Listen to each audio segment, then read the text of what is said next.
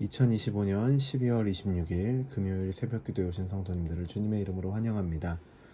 오늘 우리에게 주신 하나님의 말씀은 미가 6장 1절로부터 16절까지 말씀입니다.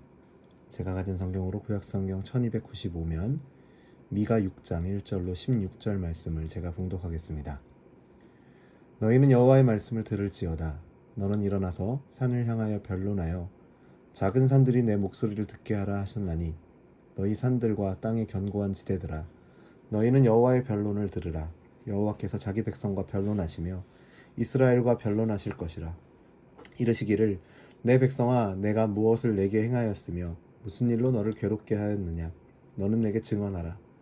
내가 너를 애굽 땅에서 인도해 내어 종노릇하는 집에서 속량하였고 모세와 아론과 미리암을 내 앞에 보냈느니라. 백성아, 너는 모압 왕 발락이 꾀한 것과 부올의 아들 발람이 그에게 대답한 것을 기억하며 시딤에서부터 길갈까지의 일을 기억하라. 그리하면 나 여호와가 공의롭게 행한 일을 알리라 하실 것이니라. 내가 무엇을 가지고 여호와 앞에 나아가며 높으신 하나님께 경배할까? 내가 번제물로 1년 된 송아지를 가지고 그 앞에 나아갈까? 여호와께서 천천의 수량이나 만만의 강물 같은 기름을 기뻐하실까? 내 허물을 위하여 내 마다들을, 내 영혼의 죄로 말미암아 내 몸의 열매를 드릴까? 사람아, 주께서 선한 것이 무엇임을 내게 보이셨나니 여호와께서 내게 구하시는 것은 오직 정의를 행하며 인자를 사랑하며 겸손하게 내 하나님과 함께 행하는 것이 아니냐. 여호와께서 성읍을 향하여 외쳐 부르시나니 지혜는 주의 이름을 경외함이니라. 너희는 매가 예비되었나니 그것을 정하신 이가 누구인지 들을지니라. 악인의 집에 아직도 불의한 재물이 있느냐? 축소시킨 가증한 에바가 있느냐? 내가 만일 부정한 저울을 썼거나 주머니에 거짓 저울추를 두었으면 깨끗하겠느냐? 그 부자들은 강포가 가득하였고 그 주민들은 거짓을 말하니 그 혀가 입에서 거짓되도다. 그러므로 나도 너를 쳐서 병들게 하였으며 내 죄로 말미암아 너를 황폐하게 하였나니 내가 먹어도 배부르지 못하고 항상 속이 빌 것이며 내가 감추어도 보존되지 못하겠고 보존된 것은 내가 칼에 붙일 것이며 내가 씨를 뿌려도 추수하지 못할 것이며 감람 열매를 밟아도 기름을 내 몸에 바르지 못할 것이며 포도를 밟아도 술을 마시지 못하리라.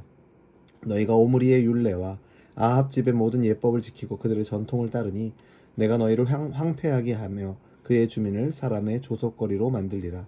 너희가 내 백성의 수욕을 담당하리라. 아멘. 오늘 본문인 미가 6장에는 하나님과 이스라엘 사이에 마치 법정의 재판과 같은 장면이 나옵니다. 산들과 또 언덕들이, 작은 산들이 증인으로 불려 나오고 하나님께서 친히 자신의 백성을 고발하십니다. 하나님은 탄식하면서 이렇게 물으십니다. 내 백성아, 내가 무엇으로 너희를 괴롭혔느냐? 내가 언제 너에게 부당하게 했느냐? 왜 나를 떠나 있느냐?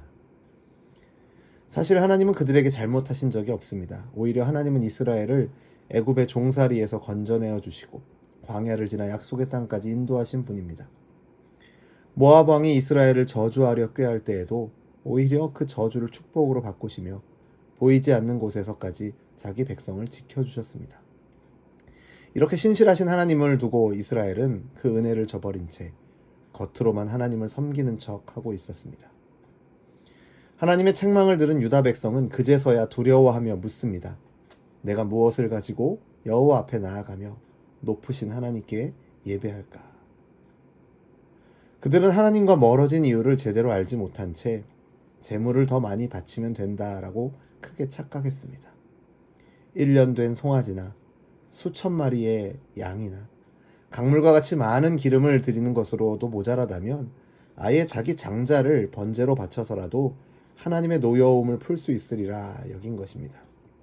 얼마나 어리석고 잘못된 생각입니까? 살아계신 하나님께서 원하시는 것이 그런 엄청난 재물일 리가 없습니다.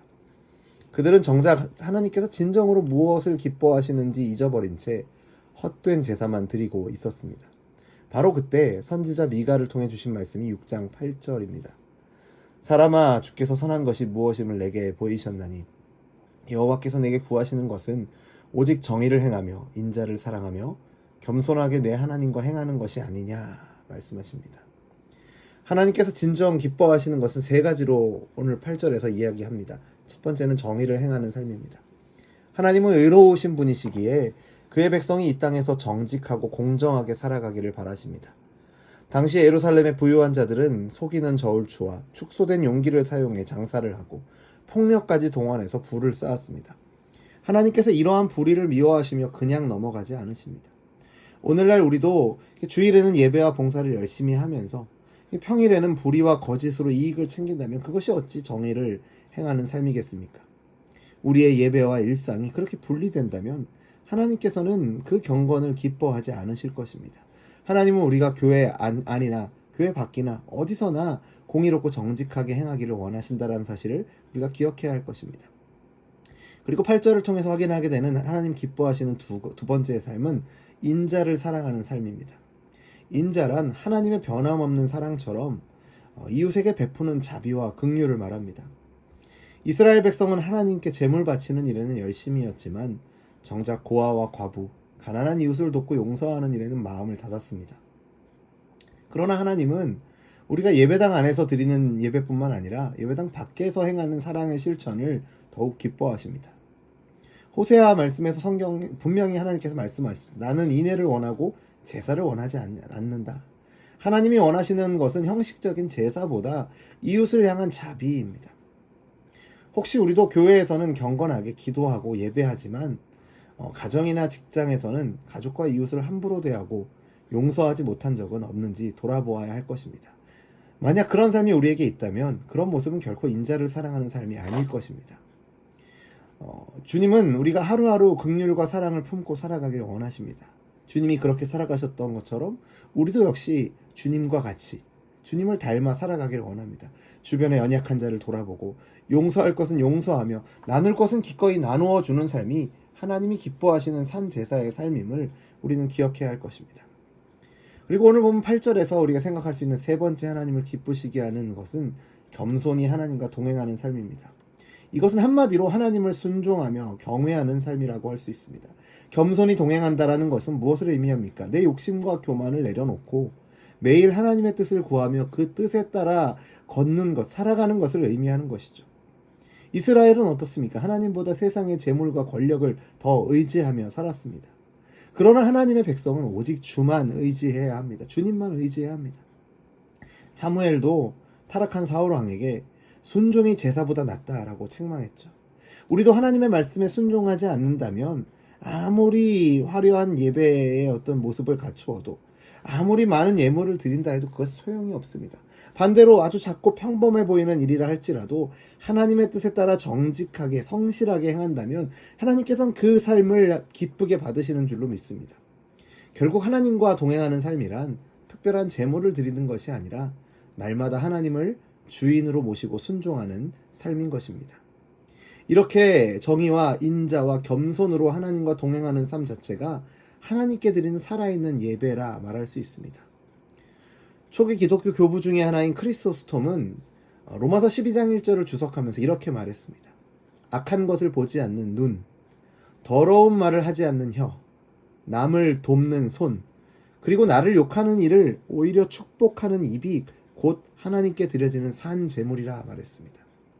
이처럼 우리의 눈과 입과 손과 발을 비롯한 모든 일상 속에서의 행위를 거룩하게 구별하여 하나님께 드릴 때 우리의 삶 전체가 하나님께 드려지는 온전한 예배가 되는 줄로 믿습니다.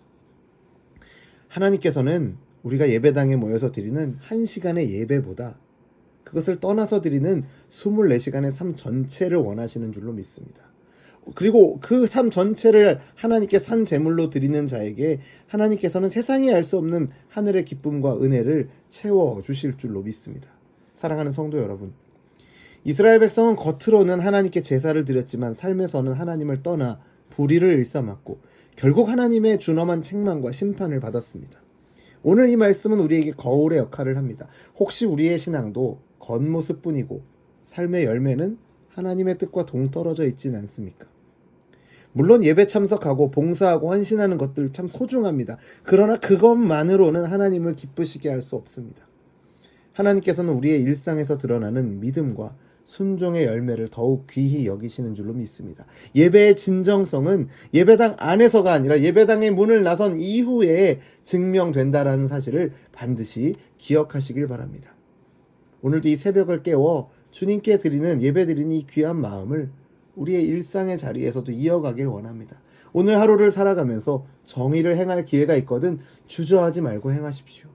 도움이 필요한 이웃을 만나거든 인자의 사랑을 기꺼이 실천하십시오. 또한 어떤 상황에서도 내 뜻보다 하나님의 뜻을 앞세우며 겸손히 순종하시는 저와 여러분 되기를 간절히 소원합니다. 우리가 그렇게 하나님 원하시는 대로, 하나님 기뻐하시는 대로 살아갈 때 하나님께서 우리의 삶을 통해 영광 받으시고 우리에게도 복된 열매를 맺게 해 주실 줄로 믿습니다. 하나님께서 진정으로 원하시는 그 길을 위해 오늘 하루도 우리 모두가 굳게 서고 그 길 걸어가기를 주님의 이름으로 간절히 축원합니다. 기도하겠습니다. 사랑과 은혜가 풍성하신 하나님 아버지, 오늘 이 미가 말씀을 통하여서 주께서 우리에게 진정으로 원하시는 것이 무엇인지 다시금 깨닫게 하시니 감사드립니다.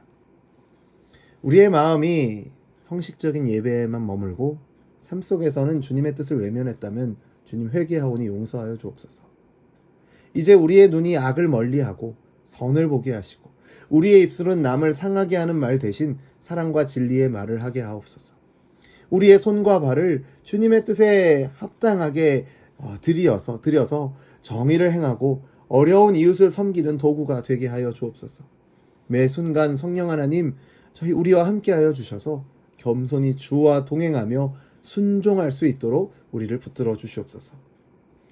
이 시간뿐만 아니라 우리가 예배당에 모여있는 시간뿐만 아니라 일상의 모든 시간 속에서도 우리가 거룩한 산재물로 하나님 앞에 살아가게 하여 주시고 우리의 삶을 통하여서 주님의 공의와 사랑이 흘러가고 주님의 이름이 우리의 이 삶을 통하여서 우리의 손과 발을 통하여서 증거되게 하여 주옵소서.